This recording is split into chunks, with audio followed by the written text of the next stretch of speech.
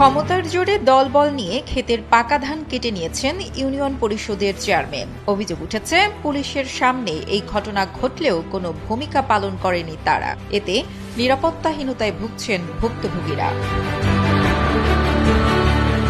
জোর করে প্রবাসীর জমির ধান কাটার এই অভিযোগ উঠেছে ফরিদপুর জেলার আলফাডাঙ্গা উপজেলার সদর ইউনিয়নের চেয়ারম্যান সৌরভ হোসেন বুলবুলের বিরুদ্ধে। খবর পেয়ে পুলিশ ঘটনাস্থলে পৌঁছালেও তাদের উপস্থিতিতেই জমির পাকা ধান কেটে নিয়ে যান তিনি।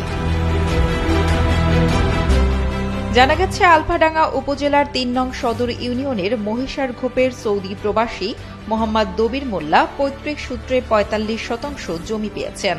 ওই জমি তার বাবা গৌরশঙ্কর ঘোষের কাছ থেকে কিনে ভোগ দখল করে আসলেও চেয়ারম্যান ক্ষমতার জোরে তার জমি বলে দখল করতে চাইছেন।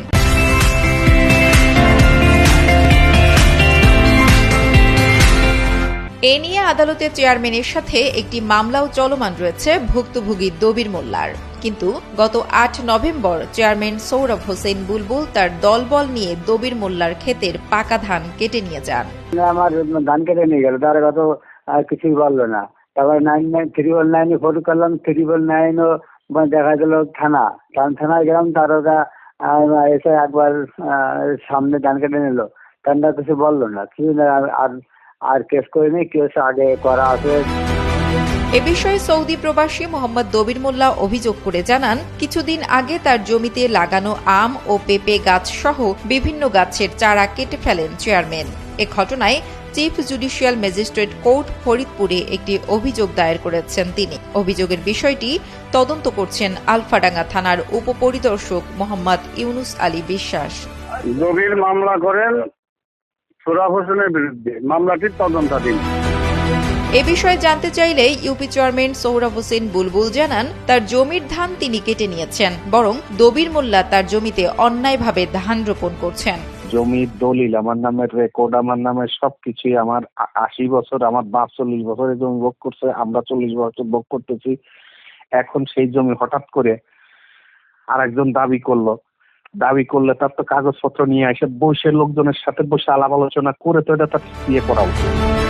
এদিকে আলফাডাঙ্গা থানার এসআই আকবর আলী জানান, বিষয়টি নিয়ে উভয় পক্ষ বসে মিটমাট করে নেওয়ার জন্য অনুরোধ জানানো হয়েছে।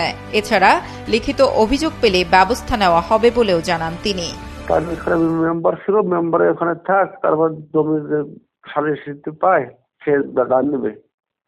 পরে সে বললো ঠিক আছে, দান আমার কাছে থাক, আমি সালিসি বসুক, যেখানে বসে দবির মোল্লা যেখানে বসে, গাড়ির মাধ্যমে বসে, গাড়ি নিয়ে বসুক, যদি তারা পায় আমি দান দিয়ে দেবো, বুঝতে পারছেন। স্থানীয়রা বলছেন, ক্ষমতার দাপট নয়, সবাইকে আইনের প্রতি শ্রদ্ধাশীল হওয়া দরকার। যে জমি নিয়ে আদালতে মামলা চলমান এবং ভোগ দখল করছেন একজন, অন্যায়ভাবে সেই জমির ধান কেটে নিয়ে যাওয়া ঠিক হয়নি চেয়ারম্যানের। নুসরাত জাহান কলি, কালবেলা।